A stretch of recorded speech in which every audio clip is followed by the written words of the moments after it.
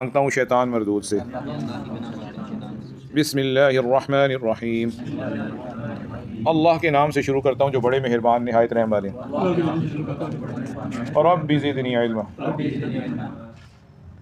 सूरह सजदा की आयत नंबर 1। अलिफ लाम मीम तंजीलुल किताबी, इस किताब का उतारा जाना, ला रईब फी, जिसमें कोई भी शक नहीं, मिर रब्बिल आलमीन, तमाम जहानों के परवरदिगार की तरफ से है। अम यक़ूलून अफ्तरा, क्या ये लोग कहते हैं कि इन पैगंबर ने इस कुरान को खुद से घड़ लिया। बल हुवल हक़्क़ु, नहीं नहीं बल्कि ये हक है, मिर रब्बिका, तुम्हारे रब की तरफ से, लितुनज़िर क़ौमा, ताकि आप ऐसी कौम को डराएं, मा अताहुम, जिनके पास नहीं आया, मिन नज़ीर, कोई डराने वाला, मिन क़ब्लिका, आपसे पहले, लअल्लहुम यहतदून, शायद कि ये लोग हिदायत पर आ जाएं। अल्लाहुल्लज़ी, अल्लाह ताला की वो ज़ात है, खलक़स समावाति वल अर्ज़ा, जिसने आसमानों और ज़मीन को पैदा फरमाया है, वमा बैनहुमा, और उस सब को जो इन दोनों के दरमियान है, फी सित्तति अय्याम, 6 दिनों में, सुम्मा इस्तवा अलल अर्श, फिर अल्लाह ताला अर्श पर जलवा अफरोज हुए, मा लकुम मिन दूनिही, अल्लाह को छोड़ के तुम्हारा कोई नहीं है, मिन वलिय्यिन, ना कोई मददगार, वला शफी, और ना ही कोई शफाअत करने वाला। अफला ततज़क्करून, क्या फिर भी तुम नसीहत हासिल नहीं करते। युदब्बिरुल अमरा, अल्लाह ताला ही तदबीर करते हैं और इंतज़ाम करते हैं कामों का। मिनस समाई इलल अर्ज़, आसमान से लेकर ज़मीन तक जितने काम भी होते हैं। सुम्मा यअरुजु इलैहि, फिर एक ही दिन में उसकी तरफ चढ़ जाता है। कान मिक़दारुहु, जिस दिन की मिक़दार होगी, अल्फ़ सनतिम मिम्मा तउद्दून, उन 1000 सालों के बराबर जिनको तुम शुमार करते हो, यानी तुम्हारी गिनती के 1000 साल के बराबर। ज़ालिका आलिमुल गैबि वश्शहादा, यही है वो अल्लाह जानने वाला हर छुपी हुई चीज़ को और ज़ाहिर चीज़ को। अल अज़ीज़ुर रहीम, सब पर गालिब निहायत मेहरबान। अल्लज़ी अहसना कुल्ल शैइन खलक़हु, वो अल्लाह जिसने हर चीज़ की बनावट बहुत खूबसूरत बनाई। व बदा खल्क़ल इंसान मिन तीन, और इंसान की पैदाइश को मिट्टी से शुरू फरमाया। सुम्मा जअल नस्लहु, फिर उस इंसान की नस्ल को जारी कर दिया। मिन सुलालतिन मिन माइन महीन, एक इंतहाई जलील पानी के खुलासे से। सुम्मा सव्वाहु, फिर उस इंसान को अल्लाह ने ठीक ठाक करके बनाया। व नफ़ख़ फ़ीहि मिन रूही, और उस इंसान में अपनी रूह को फूंका। व जअल लकुमुस समअ, और उसी ने तुम्हारे लिए कान बनाए। वल अबसारा, और आंखें बनाई। वल अफ़ईदा, और दिल बनाए। क़लीलन मा तशकुरून, लेकिन तुम बहुत थोड़ा एहसान मानते हो और बहुत थोड़ा शुक्र करते हो। अल्लाह सुब्हानहू व तआला सूरह सजदा की इन आयात मुबारका में फरमाते हैं कि अल्लाह ही ने किताब कुरान को नाजिल फरमाया। हज़रत इमाम बुखारी रहमतुल्लाह अलैह ने बुखारी शरीफ के अंदर एक चैप्टर, एक बाब कायम किया है जिसका नाम उन्होंने रखा है किताबुल जुमुआ, जुम्आ के बारे में अहादीस। और उसके अंदर उन्होंने एक हदीस वारिद की है कि रसूलुल्लाह सल्लल्लाहु अलैहि वसल्लम जुमे के दिन नमाज फ़जर में अलिफ लाम मीम सजदा और हल अता अलल इंसान पढ़ा करते थे। नबी करीम सल्लल्लाहु अलैहि वसल्लम जुमे के दिन नमाज फजर में अलिफ लाम मीम सजदा और हल अता अल इंसान पढ़ा करते थे। अल्हम्दुलिल्लाह हम भी पढ़ते हैं। जब से अल्हम्दुलिल्लाह ये हदीस मुझे पता चली है, उस वक़्त से अल्हम्दुलिल्लाह हमारी मस्जिद में पढ़ी जा रही है। अल्लाह ताला इसको कबूल करे। शुरू में एक दो शरारती लोगों ने कुछ एतराज़ किया था कि आप लोगों का ख्याल किया करें, ज़्यादा सुन्नतों पे चलना छोड़ दें, लेकिन ये उनका जाहिलाना, मुतअस्सिबाना और नऊज़ु बिल्लाह, ये अगर सही तरह देखा जाए तो कुफर की हद तक पहुंचा हुआ एतराज़ था। जिस नबी ने नमाज पढ़ने का हमें तरीका सिखाया, जिस नबी ने हमें नमाज हल्का पढ़ने का कहा, उसी नबी ने नमाज में ये पढ़ी। इसलिए इस पर एतराज़ दरअसल अल्लाह के नबी की सुन्नत पर एतराज़ है। तो बहुत से लोग नाम ने ज़ाहिरन नज़र तो बड़े सूफ़ी और परहेजगार आते हैं, लेकिन जब उनसे बात की जाए तो नऊज़ुबिल्लाह वो सुन्नतों पर भी एतराज़ करते हैं। मस्जिद नबी में भी पढ़ी जाती है, मस्जिद नबी में पढ़ी जाती हैं और खाना काबा में भी यही पढ़ी जाती है।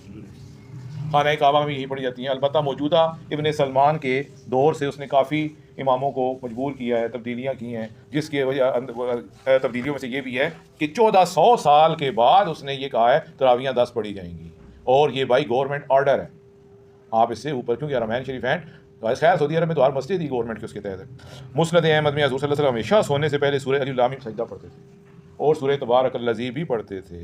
अल्लाह ताला हमें इन पर भी तौफीक अमल करने की तौफीक दे। अलिफ लाम मीम हुरूफ़ मुक़त्तआत कहलाते हैं। मुक़त्तआत का मतलब है जिनको अलग अलग पढ़ा जाता है। इसको हम अलम नहीं पढ़ सकते, अलिफ लाम मीम अलग अलग पढ़ते हैं, इसलिए इनको कहते हैं मुक़त्तआत, अलग अलग पढ़े जाने वाले हुरूफ। कुरान करीम बिला शुबा अल्लाह रब्बुल आलमीन की तरफ से नाजिल हुआ है। मुशरिक कहते थे कि हज़रत मोहम्मद सल्लल्लाहु अलैहि वसल्लम इसे खुद गढ़ते हैं, घर बैठ के लिखते हैं और फिर हमें आके कहते हैं कि कुरान नाजिल हुआ है। नऊज़ुबिल्लाह। अब आप सोचें कि अल्लाह के नबी बरहक थे, जब वो लोगों को कुरान सुनाते होंगे, आगे से लोग एतराज़ करते हैं तो आपका दिल कितना दुखता होगा। इससे पता जब अल्लाह के नबी को लोग इतना दुखा सकते हैं तो मौलवी और हम और आप किस खेत की मूली हैं। हमारे ऊपर एतराज़ क्यों नहीं होंगे? हमें हर तरफ से शाबाश मिलेगी, इम्पॉसिबल। हमारे साथ दुश्मनी नहीं होगी, इम्पॉसिबल। हमारे साथ असद नहीं होगा, इम्पॉसिबल। अल्लाह के नबी पर तो जादू भी किया गया था। आखिरी 2 सूरतें इसी बारे में। वो जादू की वजह से आप सल्लल्लाहु अलैहि वसल्लम के सर मुबारक में सख्त दर्द रहता था। आप कोई काम करते थे और फिर बाद में भूल जाते थे, पता नहीं मैंने ये काम किया है कि नहीं किया, बस मैक्सिमम असर ये हुआ, उसके अलावा कुछ भी नहीं हुआ। और ऐसे आप सल्लल्लाहु अलैहि वसल्लम के सर मुबारक में दर्द होता था जैसे कि जो है ना कुछ सुइयाँ चुभ रही हैं, इस तरह तकलीफ होती थी। तो जब तक अल्लाह ने नहीं बताया आप सल्लल्लाहु अलैहि वसल्लम को नहीं पता चला। फिर जब फरिश्ते आए, फरिश्तों ने बताया, फिर पता चला। वो फरिश्ते ख्वाब में आए और एक आप सल्लल्लाहु अलैहि वसल्लम के सर मुबारक की तरफ बैठ गया फरिश्ता, और दूसरा पाँव की तरफ। सर पे जो बैठा हुआ पूछता है इन साहिब को क्या हुआ है? पाँव वाला कहता है इन पर किसी ने जादू किया है। फिर सर वाला पूछता है जादू किसने किया है? लबीद बिन आसम यहूदी की बेटियों ने किया है। अच्छा, दूसरा कहता है, फिर पहला कहता है वो जादू में क्या चीज़ें हैं? वो कहने लगा पता नहीं, कुछ मेहंदी है या मेहंदी वाले पत्ते हैं, और एक जो है ना गुड़िया बनाई हुई है और उस गुड़िया के अंदर सुइयाँ चुभई हुई हैं। वो जादू की चीज़ कहाँ पड़ी है? दूसरा कहता है फलां कुएं के अंदर पड़ी है। आपने ये ख्वाब देखा और बेदार हो गए। हज़रत अली को बुलाया और कहा अली तुम जाओ, साथ एक और साहबी, फलां कुएं में जाओ, वहाँ ये चीज़ें पड़ी हैं, उनको लेकर आओ। तो वो चीज़ें निकलवाई, सारा किया, और जो है ना कोई गिरे भी कपड़े में बंदी हुई थी। वो आप सल्लल्लाहु अलैहि वसल्लम फलक और नास नाजिल हुई तो जो एक फलक पढ़ते, मिन शर्रि मा खलक पढ़ते, गिरा खुद खुल जाती। वो सारी खुलाई। जब आप फरमाते बिल्कुल रिलैक्स हो गया। जब मिनल जिन्नति व नास पे पहुंचे तो बिल्कुल सुकून में आ गए। फिर उन्होंने कहा या रसूल इनकी गर्दन मारते हैं, लबीद बिन आसम की बेटियों की गर्दन उतारते हैं, ये अल्लाह के नबी पर जादू किया उन्होंने। आपने मैं छोड़ दो, अपनी ज़ात की खातिर इंतकाम नहीं लेता, बस अल्लाह ने मसला हल कर दिया, बस छोड़ दो। फिर आपने उनको छोड़ दिया। तो कहने का मतलब ये अल्लाह ताला हम सब की हिफाज़त फरमाए। नहीं तो ये कि अल्लाह की तरफ से उतरा हुआ है। हज़ूर सल्लल्लाहु अलैहि वसल्लम इस कौम को डरावे के साथ आगाह करते हैं जिनके पास कोई पैगंबर नहीं आया, यानी सऊदी अरब के अंदर, क्योंकि उनके पास कोई पैगंबर नहीं आया, ताकि वो भी हक़ की इत्तिबा करे। तमाम चीज़ों के खालिक अल्लाह ताला ने 6 दिन में ज़मीन और आसमान बनाए। फिर अर्श के ऊपर अल्लाह मुस्तवी हुए। मुस्तवी कैसे हुए? ये मुतशाबिहात में से है। जिस तरह अलिफ लाम मीम मुतशाबिहात में से है, इसी तरह से कुरान मजीद के बाद ऐसे मतलब और तफसीरें हैं कि उन पर उलमा ने बिल्कुल कोई बहस नहीं की। यानी शुरू में लोग इस पर ये सवालात होते थे कि अल्लाह ताला अर्श पर कैसे बैठे हैं, जिस तरह बादशाह बैठते हैं, कैसे बैठे हैं, उसकी कैफियत क्या है, अर्श पर बैठने का क्या मतलब है? उलमा ने कहा बिल्कुल इस बारे में ज़ुबान नहीं खोलनी। अल्लाह जिस तरह अल्लाह की शान के लायक है वैसे बैठे हैं। हम अल्लाह के अर्श पर बैठने को ऐसे नहीं समझ सकते जैसे कि वज़ीर आज़म कुर्सी पर बैठता है। इसलिए इसके ऊपर कोई ये मुतशाबिहात में से कहलाती है। ठीक है। इसी तरह ये आयत है बल यदाउ मबसूततान, अल्लाह के दोनों हाथ खर्च कर रहे हैं। अब वो अल्लाह के हाथ से क्या, अल्लाह ने खुद अपनी ज़ात के लिए हाथ का लफ्ज़ बोला है। अब वो हाथ हमारे हाथों की तरह नहीं, जैसे अल्लाह की शान के लायक है। ये है वह यबका वजहु रब्बिक, तुम्हारे रब का चेहरा बाकी रहेगा, बाकी सब फना हो जाएगा। अब वो चेहरे से क्या बोला, हमारे चेहरे की तरह नहीं, जिस तरह अल्लाह ताला की शान के लायक है। तो ये है बात। सारे कामों की अल्लाह तदबीर करते हैं। लोग पैदा हो रहे हैं, लोग मर रहे हैं, जंगें हो रही हैं, जंगें ख़त्म हो रही हैं, मखलूक़ात पैदा हो रही है, सितारे निकल रहे हैं, गर्मी आ रही है, सर्दी आ रही है, ये सारी मैनेजमेंट अल्लाह कर रहे हैं। आसमान से लेकर ज़मीन तक अल्लाह के सिवा कोई वली नहीं है, कोई सिफारिशी नहीं है, यानी कोई सिफारिश करने का इख्तियार ही नहीं रखता। ऐ लोगों जो अल्लाह के सिवा और की बात करते हो, औरों पर भरोसा करते हो और क्यों किसी को शरीक बनाते हो, अल्लाह ताला इस चीज़ से पाक हैं। वज़ीर और मुशीर अल्लाह ताला के नहीं हैं, अल्लाह ताला का कोई उसकी बादशाहत में शरीक नहीं है, अल्लाह ताला के सिवा कोई माबूद नहीं है, अल्लाह ताला के अलावा कोई पालनहार नहीं है। निसाई में हदीस आती है, हज़रत अबू हुरैरा रज़ी अल्लाह ताला अन्हु फरमाते हैं, मेरा हाथ थाम कर रसूलुल्लाह सल्लल्लाहु अलैहि वसल्लम ने फरमाया, अल्लाह ताला ने ज़मीन और आसमान और उनके दरमियान की तमाम चीज़ें पैदा करके 7वें दिन अल्लाह ने अर्श पर क़याम किया। तो 6 दिनों में अल्लाह ताला ने बनाया। उलमा ने इसमें यह नुक्ता भी लिखा है, इससे अल्लाह ताला हमें ये सबक सिखाना चाहते हैं, हफ्ते में 6 दिन काम, 1 दिन आराम। ये जो है अल्लाह ताला की सुन्नत है, और 2 दिन छुट्टी जो है ये अल्लाह ताला की सुन्नत के खिलाफ है। 2 दिन छुट्टी में फिर क्या होगा कि जुम्मे के दिन भी बर्डन होगा, फिर जुम्मा भी लोगों का सही नहीं होगा। जुम्मे के दिन भी एंड टाइम तक काम करना पड़ेगा, अफरा तफरी में लोग जुम्मा पढ़ेंगे। तो अगर 6 दिन वर्किंग डे होंगे तो जुम्मे के दिन जल्दी रिलैक्स हो जाएंगे, या फिर जुम्मे के दिन छुट्टी हो जाएगी। हफ्ते के दिन अल्लाह ताला ने मिट्टी को पैदा किया, इतवार के दिन पहाड़ों को पैदा किया, सोमवार के दिन दरख्तों को पैदा किया, मंगल के दिन बुराइयों को पैदा किया, बुध के दिन नूर को पैदा किया, जुमेरात के दिन जानवरों को पैदा किया, और जुम्मे के दिन असर के बाद आदम अलैहिस्सलाम को पैदा किया। दिन की आखिरी घड़ी में उसे तमाम रूए ज़मीन की मिट्टी से पैदा किया। उस मिट्टी के अंदर सफ़ेद, स्याह, अच्छी, बुरी, हर तरह की मिट्टी शामिल थी। सफ़ेद मिट्टी भी, स्याह मिट्टी भी, सुरख मिट्टी भी, अच्छी मिट्टी भी, गंदी मिट्टी भी, सब शामिल थी। इसलिए आदम अलैहिस्सलाम की औलाद में सारे लोग हैं। इमाम बुखारी रहमतुल्लाह इस हदीस को मुअल्लल बताते हैं और फरमाते हैं, अल्लाह ताला का हुक्म 7 आसमानों के ऊपर से उतरता है और 7 ज़मीन के नीचे तक पहुँचता है। अल्लाह ताला फरमाते हैं, अल्लाहु लज़ी खलक़ सबअ समावात व मिनल अर्ज़ि मिस्लहुन, अल्लाह ने 7 आसमान बनाए और ज़मीनें भी इसी की तरह बनाई। इसी की तरह का मतलब है 7। तो इस कुरान मजीद की आयत से साबित होता है, जिस तरह आसमान 7 हैं इसी तरह ज़मीनें भी 7 हैं। यतनज़्ज़लुल अम्रु बैनहुन, अल्लाह का हुक्म 7 आसमानों में भी उतरता है और 7 ज़मीनों तक जाता है। अल्लाह ताला ने सब चीज़ों पर अपना कंट्रोल रखा हुआ है। आमाल अपने दीवान की तरफ चढ़ाए जाते हैं जो आसमान दुनिया के ऊपर है। सुम्मा यअरुजु इलैहि, फिर अल्लाह ताला की तरफ चढ़ते हैं आसमान। जितनी नमाजें हम पढ़ते हैं, तिलावत कुरान करते हैं या जिक्र अज़कार करते हैं, सारे चढ़कर अल्लाह की तरफ चले जाते हैं।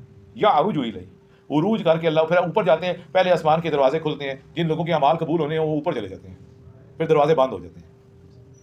और जिनके अमाल अल्लाह ताला ने कबूल नहीं करने होते, फरिश्ते दरवाजे खोलते ही नहीं है, कहते हैं नहीं ये कबूल नहीं है, इसको नीचे जाओ।